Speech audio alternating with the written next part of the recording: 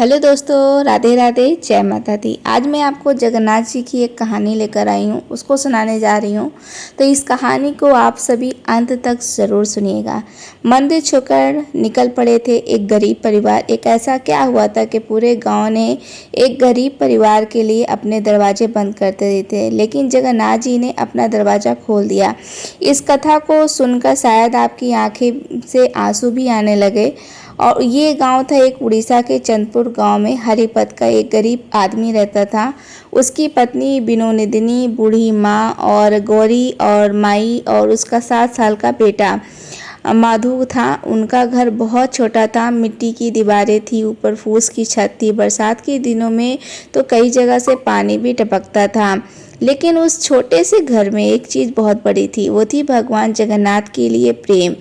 हर एक इंसान के अंदर उनके लिए सुबह सूरज निकलने से पहले गौरी माई सबसे पहले उठती थी, चूल्हे पर पानी गर्म करती और फिर घर के कोने में रखी जगन्नाथ जी की छोटी सी तस्वीर के सामने दीपक जलाती और दोनों हाथ जोड़कर कहती थी, हे जगन्नाथ जी, मेरे जगन्नाथ, आज भी मेरे परिवार पर अपनी कृपा बनाए रखना।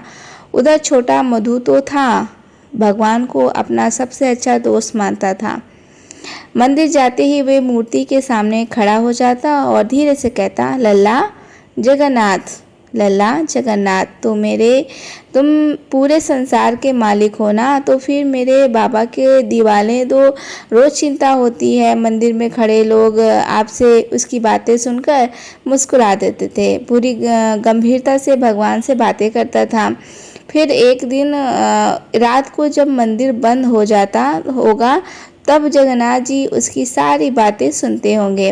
उस दिन शाम को भी सब कुछ सामान्य था। बिनोदिनी सूखी रोटियां बना रही थी, हरिपद मजदूरी करके थका हुआ घर लौटा और मधु आसमान की तरफ देखकर भगवान से बातें कर रहा था। लेकिन उसी समय एक दूर आसमान में काले बादल इकट्ठा होने लगे और हवा अचानक तेज हो गई और पेड़ों की जो टहनियाँ थी वो जोर जोर से हिलने लगी।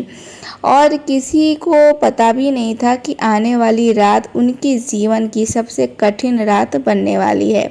उस रात जैसे जैसे अंधेरा बढ़ रहा था, वैसे वैसे ही आसमान का रंग भी डरावना होता जा रहा था। काले बादल पूरे गांव के ऊपर छा चुके थे। हवा अब सीटी नहीं बजा रही थी, वह गरज रही थी। ऐसा लग रहा था कि जैसे कोई कि अदृश्य शक्ति पूरे गांव को झंखोड़ रही हो।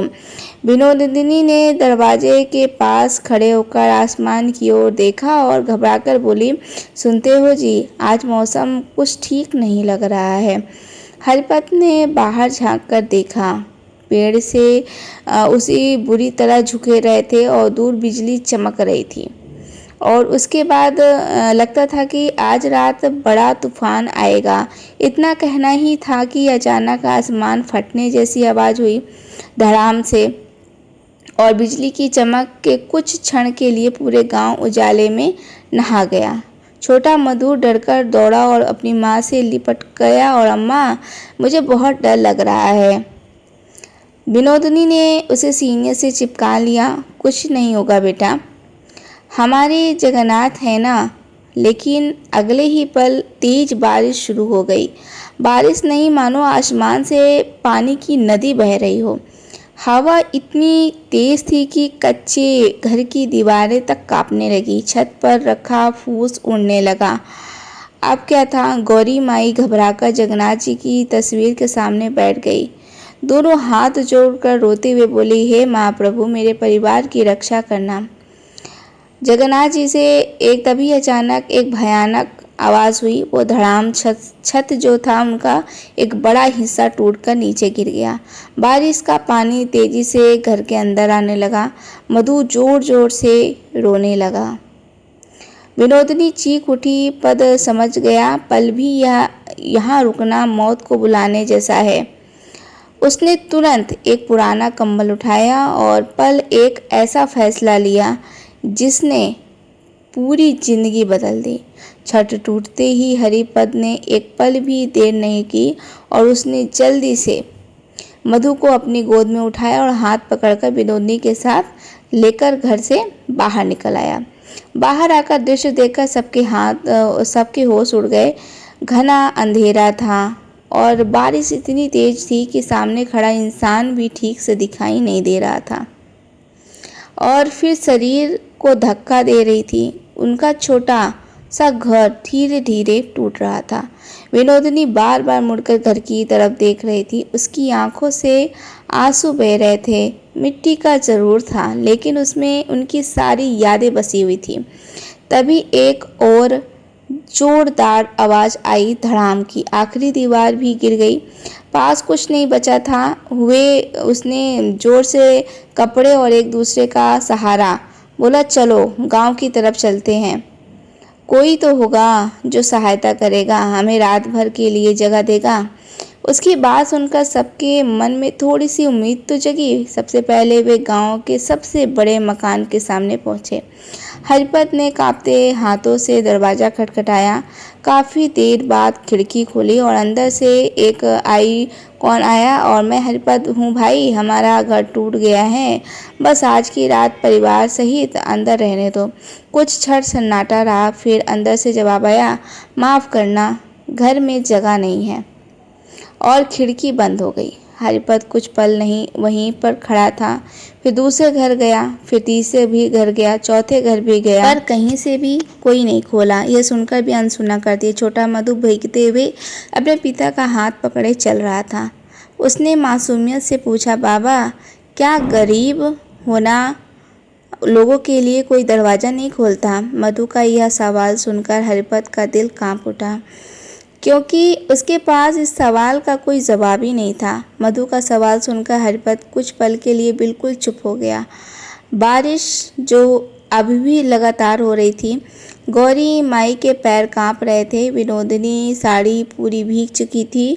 मधु ठंड से कांपते हुए अपने पिता का हाथ पकड़े चल रहा था और गांव के आखिरी घर को पार करते हुए सामने सुनसान रास्ता शुरू हो गया।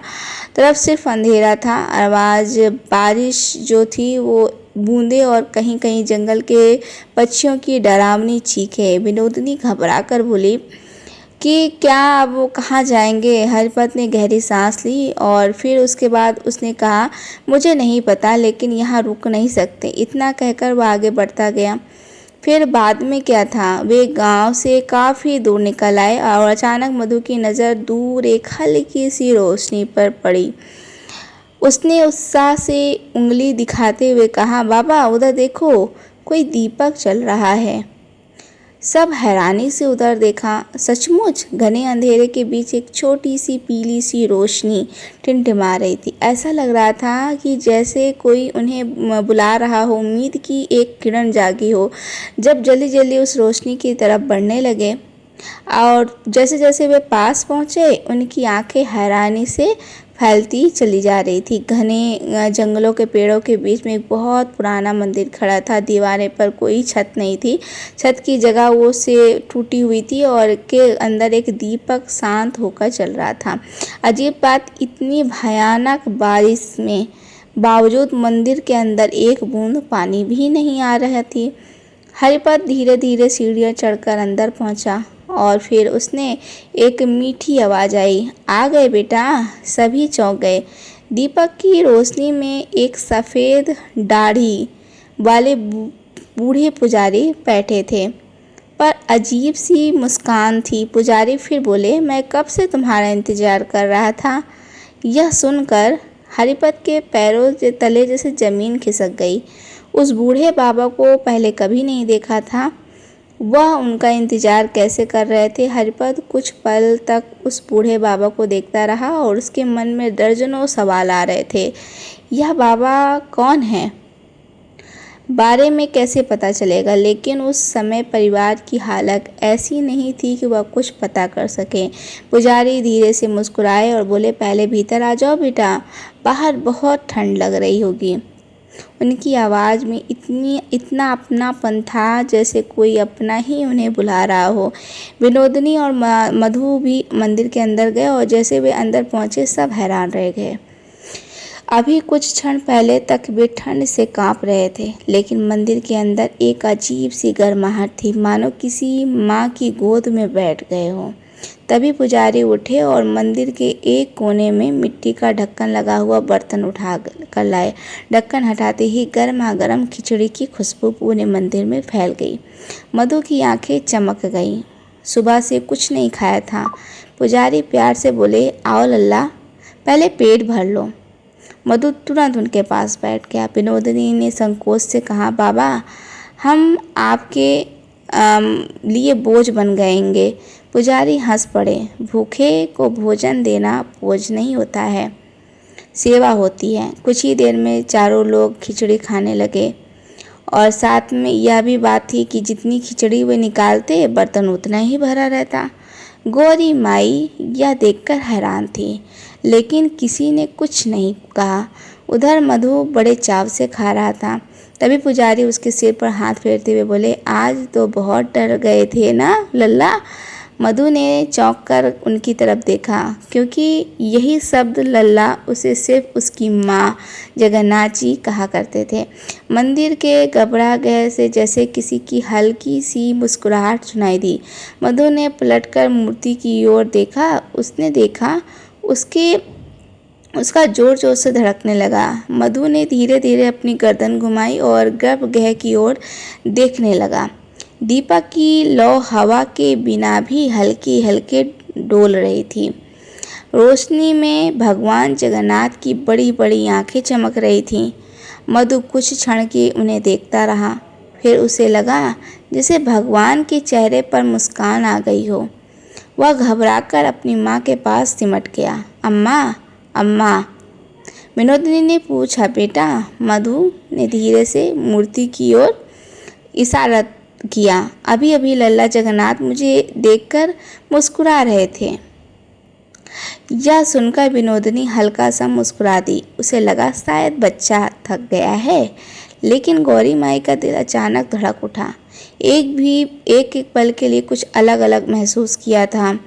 उधर बूढ़े पुजारी सब कुछ देखकर बस मुस्कुरा रहे थे। रात काफ़ी हो चुकी थी। पुजारी ने मंदिर के फर्श पर चटाइयाँ बिछा दी और बोले, रात यहीं आराम करो, अब किसी बात की चिंता मत करो। कई दिनों के बाद पहली बार उस परिवार को सुरक्षित महसूस हुआ। थोड़ी ही देर में लंबी आंख लग गई और लेकिन आधी रात को अचानक मधु की नींद खुल गई और जैसे कोई उसे प्यार से पुकार रहा, मधु, ओ मधु। चारों तरफ वो देख रहा था, सन्नाटा था, लेकिन मंदिर के गर्भगृह से हल्की सी सुनहरी सी रोशनी निकल रही थी। मधु धीरे धीरे उठकर वहां पहुंचा। उसने जो देखा उसे देखकर उसकी सांसें रुक गई। भगवान जगन्नाथ की मूर्ति के सामने वही बूढ़े पुजारी खड़े थे, लेकिन अब उनके शरीर में तेज प्रकाश निकल रहा था। क्षणों के लिए उन्हें देखकर ऐसा लग रहा था जैसे स्वयं जगन्नाथ जी वहां खड़े हों। मधु डर और आश्चर्य से कांपने लगा। उसी दिव्य पुरुष ने मुस्कुराकर उसकी तरफ देखा। मधु डरते डरते वहीं खड़ा रह गया। उसके छोटे छोटे हाथ कांप रहे थे। वह समझ नहीं पा रहा था कि जो कुछ वह देख रहा है वह सपना है या सच है। उधर गर्भगृह के सामने खड़े उस दिव्य पुरुष के चेहरे पर बहुत प्यारी सी मुस्कान थी, बिल्कुल वैसी जैसे मुस्कान मधु हमेशा जगन्नाथ जी की मूर्ति पर देखा करता था। मधु की आंखों में आंसू आ गए। वह धीरे से बोला, लल्ला जगन्नाथ। यह सुनते ही वह दिव्य पुरुष मुस्कुरा दिए। फिर उन्होंने अपने दोनों हाथ फैलाए जैसे कोई पिता अपने बच्चे को बुलाता है। मधु दौड़कर उनके पास जाना चाहता था, लेकिन उसी क्षण उसकी आंखों में तेज प्रकाश फैल गया, इतनी तेज कि उसे कुछ दिखाई नहीं दे रहा था और अगले ही पल उसकी आंख खुल गई। वह फिर उसी चटाई पर हुआ। सुबह की हल्की धूप मंदिर के दरवाजे अंदर आ रही थी। मधु हड़बड़ा कर उठा और बैठा। उसने तुरंत चारों तरफ देखा। पुजारी कहीं दिखाई नहीं दे रहे थे। वह दौड़कर बाहर गया और लेकिन बाहर का दृश्य देखकर उसकी आंखों को जैसे आई, अम्मा जल्दी बाहर आओ, बाहर आओ, बाहर आओ पहुँचे। और फिर जो उन्होंने देखा उसे देखकर उनके पैरों तले जमीन जो खिसक गई। कोई मंदिर नहीं, ना कोई गर्भगृह, ना दीपक, ना पुजारी, खिचड़ी का बर्तन, कुछ भी नहीं। सामने सिर्फ एक विशाल बरगद का पेड़ था और उसके नीचे मिट्टी पर बना हुआ था भगवान जगन्नाथ का दिव्य चक्र। गौरी माई के हाथ कांपने लगे, उनकी आंखों से आंसू बहने लगे। वह वही जमीन पर बैठ गई और रोते हुए बोली, महाप्रभु, कल रात आप स्वयं हमें बचाने आए थे। कृपा ये बस शुरुआत थी, अभी जगन्नाथ जी की सबसे बड़ी कृपा बाकी थी। गौरी माई उस दिव्य चक्र से लिपट कर रो रही थी। हरिपद और विनोदिनी की आंखों से आंसू रुक नहीं रहे थे। समझ आ चुका था कि पूरी दुनिया ने उनके लिए दरवाजे बंद कर दिए थे, पर उस रात स्वयं जगन्नाथ जी ने उनके लिए अपना दरबार खोल दिया। उस दिन के बाद परिवार ने उसी बरगद के पास एक छोटी सी झोपड़ी बनाई, लेकिन गरीब भी अभी भी वो ख़त्म नहीं हुई थी। कई दिन भूखे पेट गुजारते थे, भोजन नहीं बीतता था। फिर एक दिन छोटा मधु रोते हुए बोला, अम्मा, मुझे भी अच्छा खाना खाना है जैसे दूसरे बच्चे खाते हैं। यह सुनकर विनोदी का कलेजा फट गया। और फिर क्या था, पूरा परिवार रोते रोते सो गया। लेकिन उसी समय रात गौरी माई को सपना आया। वे स्वयं लल्ला जगन्नाथ मुस्कुरा कर रहे थे और बोल रहे थे, गौरी माई, तुम्हारी बहू के हाथों में मेरा प्रसाद बसता है, मुझे खिलाओ, मैं स्वयं तुम्हारे घर आऊँगा। सुबह होते ही गौरी माई ने सबको सपने की बात सुनाया। बर्तन जुटाए, एक छोटा सा ठेला बनाया गया। विनोदिनी ने अपने हाथों से खिचड़ी बनाकर बेचना शुरू किया। उसके बाद पहले दिन सिर्फ 2 ग्राहक आए, 5 फिर 10, फिर पूरा गांव आने लगा। लोग कहते हैं ना कि पता नहीं इस भोजन में ऐसा क्या है, लेकिन इसे खाते ही मन खुश हो जाता है। वह सिर्फ खाना नहीं था, वह जगन्नाथ जी का आशीर्वाद था। कुछ वर्षों के बाद वही छोटा सा ठेला बड़े भोजनालय में बदल गया। गरीबी दूर हो गई, मधु पढ़ लिख कर एक बड़ा आदमी बन गया। हरिपद का परिवार फिर कभी भूखा नहीं सोया। लेकिन आज भी उनके घर के मंदिर में सबसे पहले एक दीपक उस बरगद वाले चक्र की ओर जलाया जाता है। कभी नहीं भूले कि जब संसार ने उन्हें ठुकरा दिया था, तब जगन्नाथ जी ने उन्हें गले लगा लिया था। कथा का संदेश, दुनिया के दरवाजे भले ही बंद हो सकते हैं, लेकिन जगन्नाथ जी का दरवाजा अपने भक्त के लिए कभी बंद नहीं होता। जय जगन्नाथ। ये थी कहानी छोटी सी जो हमने आपको सुनाई। दोस्तों, कैसी लगी ये कहानी कमेंट सेक्शन में ज़रूर बताइएगा। ऐसी ही और नई वीडियो में हम फिर से मिलेंगे। तब तक के लिए राधे राधे दोस्तों, जय माता दी।